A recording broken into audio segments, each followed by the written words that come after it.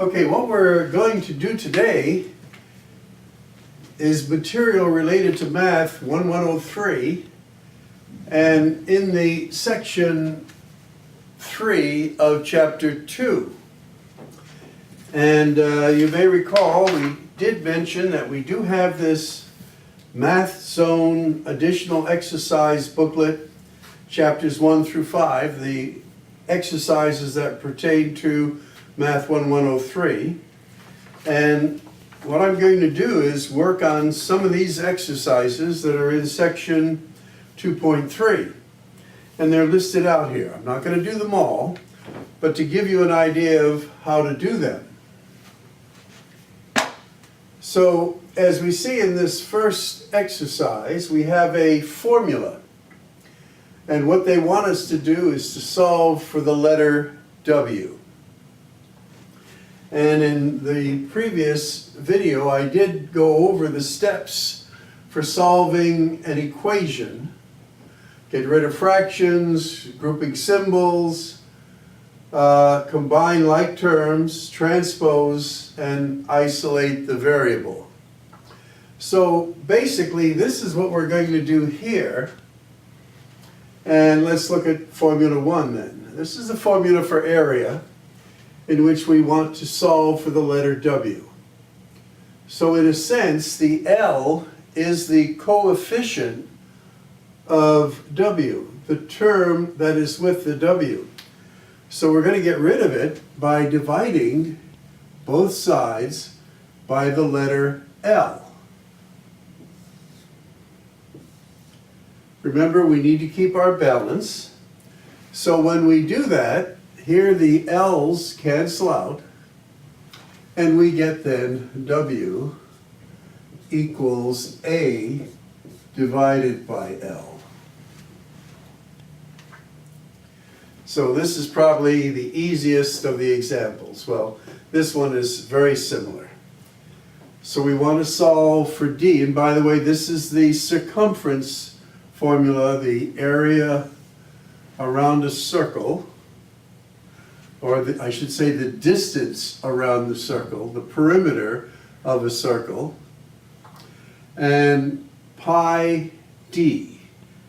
D is the diameter of the circle.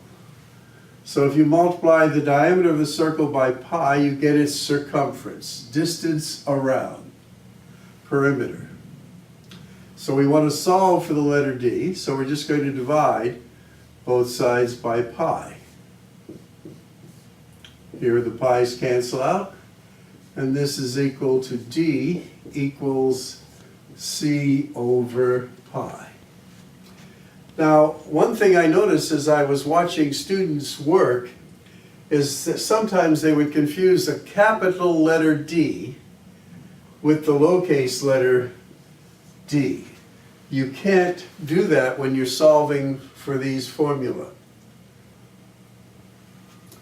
All right, this next one's, again, a little more sophisticated.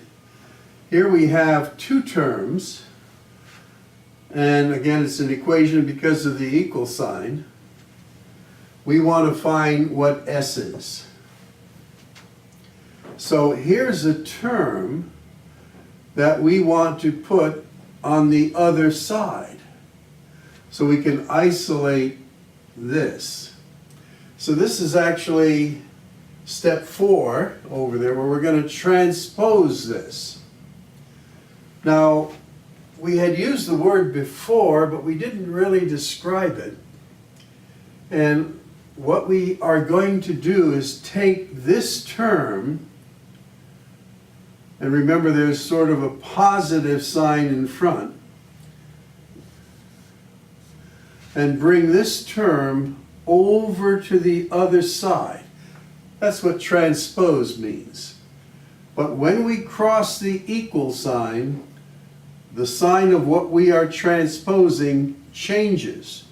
So on this side it's positive, so on this side it becomes negative.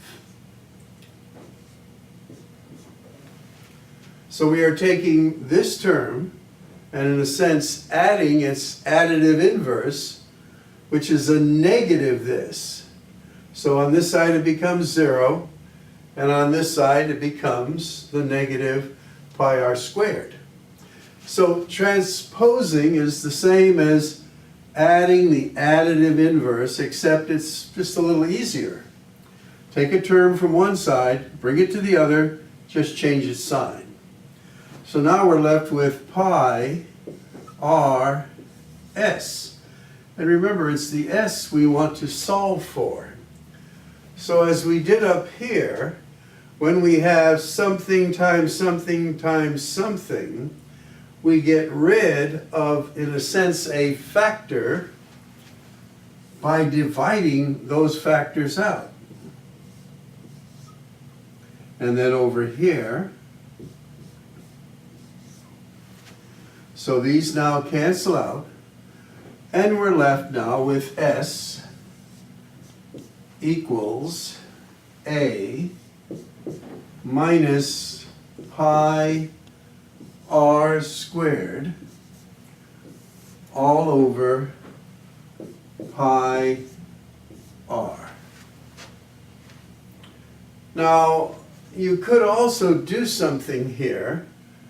Watch what happens if I separate this into two parts.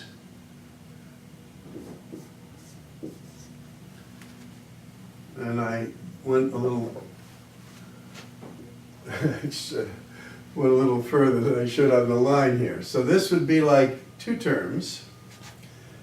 I would accept it as this, and most authors would.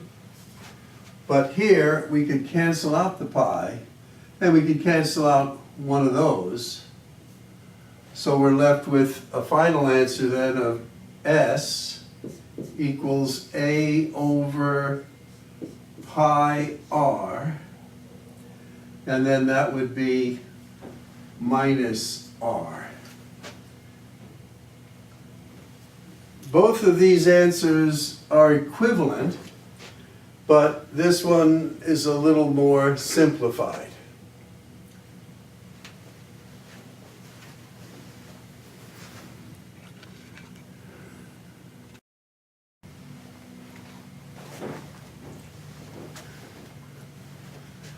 Now, example 4, here we have two variables and a number, and some of you are already on this topic. This is something from chapter 3.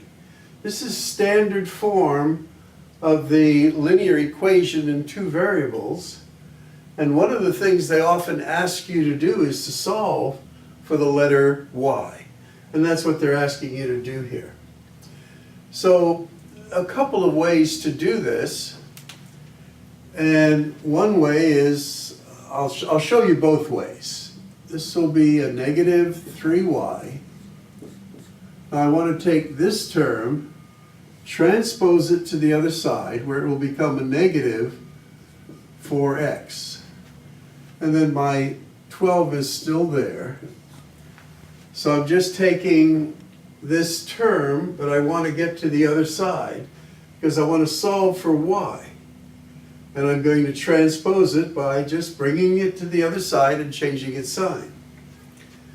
And now I'm going to divide everything by a negative 3 to isolate my variable. That's step 5 over there.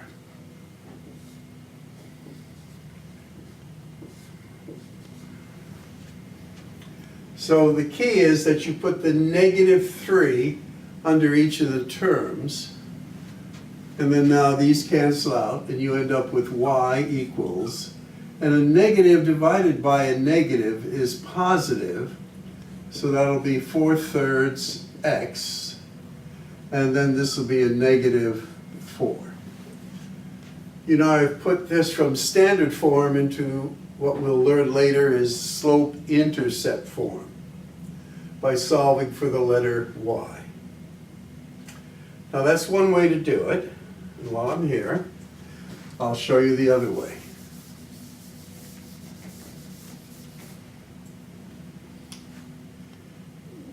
Let me get rid of some of this stuff too.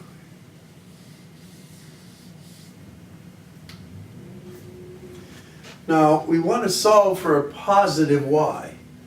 So another way to do it would be transpose this term that's negative to the other side, and it becomes 3y.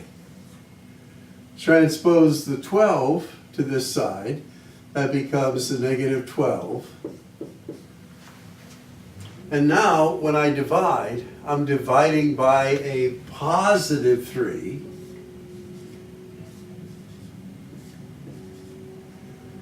And I get y equals 4/3 x minus 4. And that was what we had before. So we often say we try to keep the variable we're looking for positive, so we don't have to divide by a negative. Because if you forget that negative sign, that's going to give you an incorrect answer. All right, let's take a look at this next one. This is somewhat complicated, and it has a fraction. And we want to solve for the letter h. So what we're going to do here, as we say over there, first step, get rid of fractions. And we're going to get rid of fractions by multiplying both sides. And this is just one term, and this is one term, by the common denominator, 2. So here we end up with 2a. Here our 2's cancel out, so I now have h. And I'm going to also, at this step, get rid of my grouping symbol, this parenthesis. And I'm going to get h. Well, actually, I'm going to take that back, because we're solving for h. If we were going to solve for one of these b's, we'd get rid of it. But let me write this down. So we now have h, b sub 1 plus b sub 2. And there's h all by itself. Again, if I were going to solve for one of these letters, I'd have to get rid of the parentheses, but that's not what they're asking us to do here. So all we do now is divide both sides by b sub 1, b sub 2, b sub 1, b sub 2. These cancel out, and there's my answer. H equals 2a over b sub 1 plus b sub 2.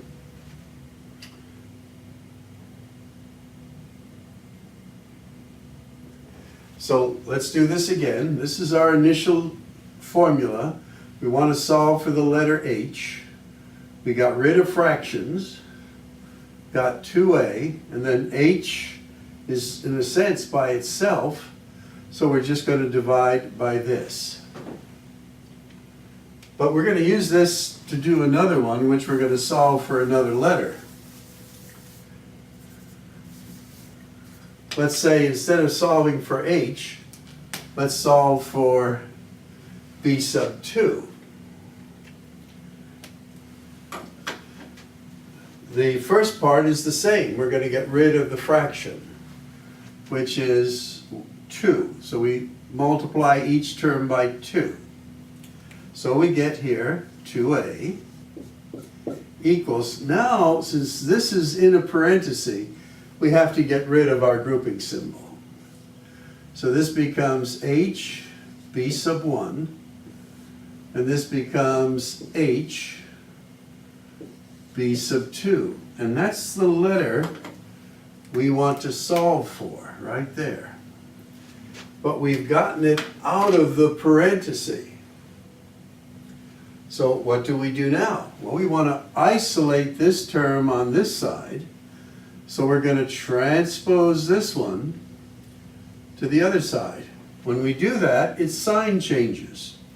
So we get 2a minus h b sub 1 equals h b sub 2.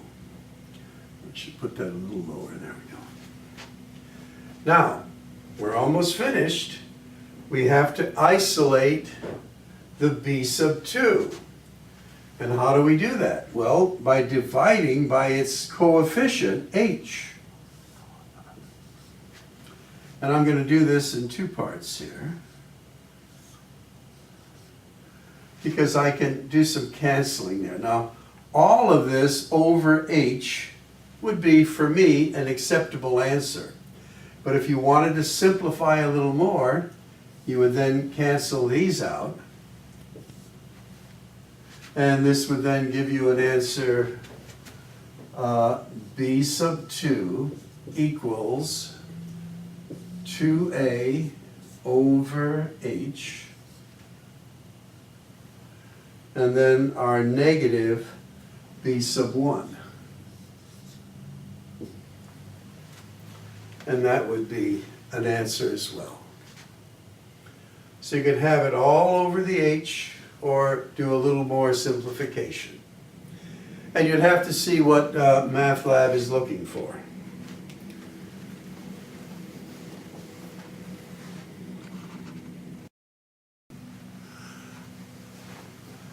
Now again, I'm using these additional exercises for section 2.3. And I already have a integrity program for this, but here's a little YouTube video. So in this case, we want to solve for the letter N, and in this case, later we'll solve for the letter C.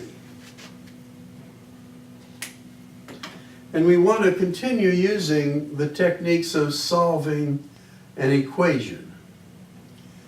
So here, we want to isolate the letter N. So we want to get this 10 on the other side, and think of it, which of those items are we going to use? And it's number 4. We're going to transpose the 10 to the other side. When we do, that becomes C minus 10 equals 3.5n. So we're taking this term from this side, transposing it by adding its additive inverse, which is a negative 10, to both sides. This side becomes a 0. Here we have the negative 10. So it's just a shortcut. And then now to isolate in number 5, the variable that we're looking for, we'll divide by its numerical coefficient. These cancel out, and that's what our answer is.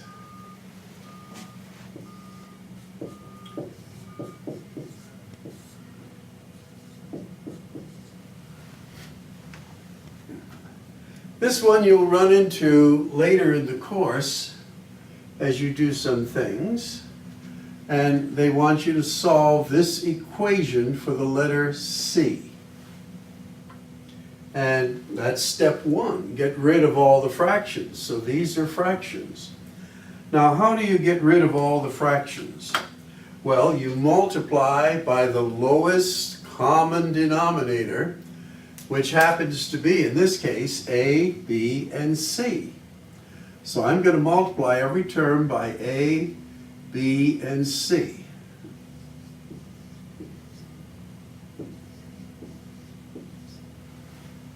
So as I cancel out the A, I cancel out the B, and I cancel out the C. Now I rewrite my equation, and I get BC plus AC equals AB. And once again, I want to solve for the letter C. So let me highlight it here. And notice C is in 2 terms. They're both on the same side, which helps. And we want to isolate the C. Well, how do we get the C out of 2 terms? Well, we had this in chapter 1. It was called the Distributive Principle. And if we reverse the Distributive Principle and take a C out of each term, Here I take a C out of this, I end up with a B, put it in parentheses, and then this will be B plus A here. So before we had this type of thing in chapter 1, C times B is CB or BC, and C times A is AC or CA. But now we want to take the C out of two terms. And we do that through a process that's called factoring.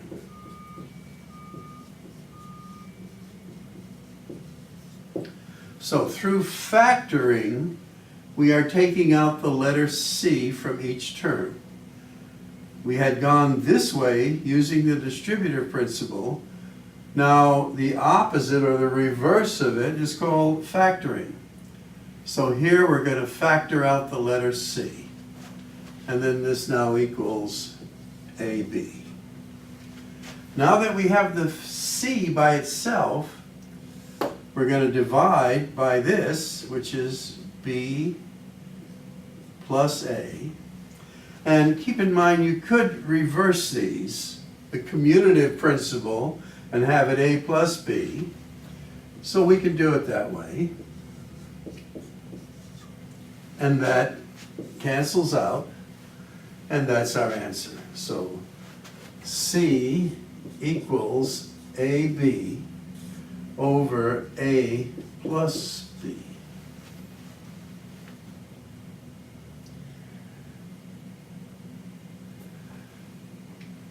Now, let's just modify this a little bit while we're here. In fact, I'll set it up.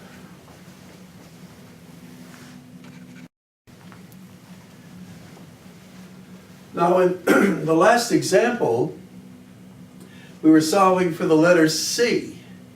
But how about if we want to solve for the letter B? Well, it's much of the same procedure, and let's go through it. Again, it's topic 1, getting rid of fractions. The common denominator is still A, B, C. A, B, C. A, B, C. We're going to factor out the A, factor out the B, factor out the C. So now we get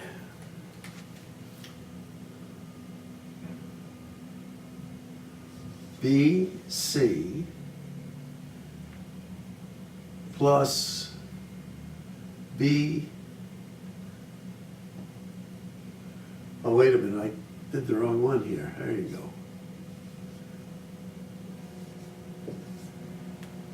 Got carried away there, apologize. Should have factored out the B. And then this equals AB. Okay, it's always good to check your work. So once again, the same equation, same formula, common denominator, ABC, ABC. Here we factor out the A's. Here I have to factor out the B's, factor out the C's. And then I get BC, AC, AB. Remember, I want to solve for the letter B. Let me highlight that.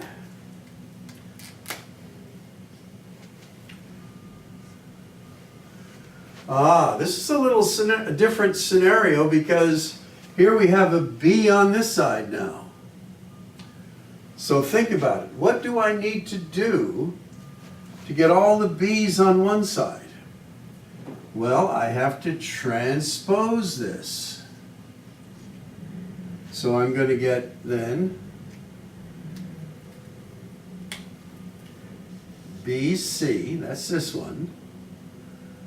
I'm going to bring this one over now as a negative AB from this side to this side. Just change the sign. And keep in mind now I want to get this on the other side. So here on this side it's a positive.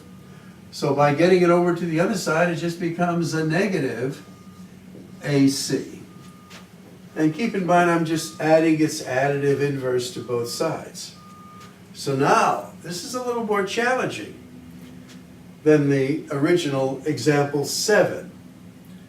Here, we now have the two terms with the b in it, and we do the same thing. We factor out the b. That's this factoring here. And we get c minus a.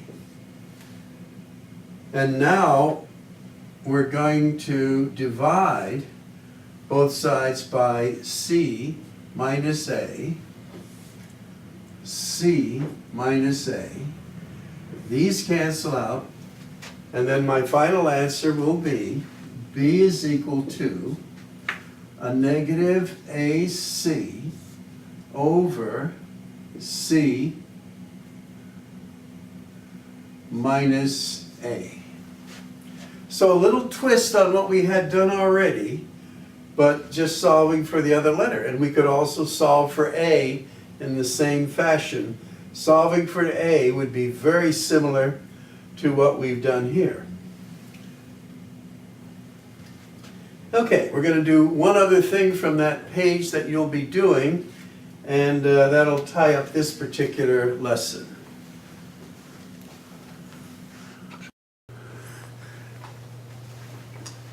Here's another one that's not on the sheet, but I think is very, very common, that they want you to find, let's say, what is F?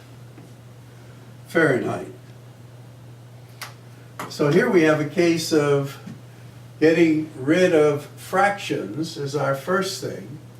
So what we're going to do is multiply both sides by the reciprocal of this fraction, which is going to be 9/5. So here we have c, and we'll put 9/5 in front of our c. Now notice this all cancels out then, and we're left with f minus 32. So that was a really important thing to do. Get rid of that fraction, and we have this. So now, to solve for f, all we need to do is transpose this to the other side, and we get 9/5 c plus 32 equals f. It has a what? And that's what we have.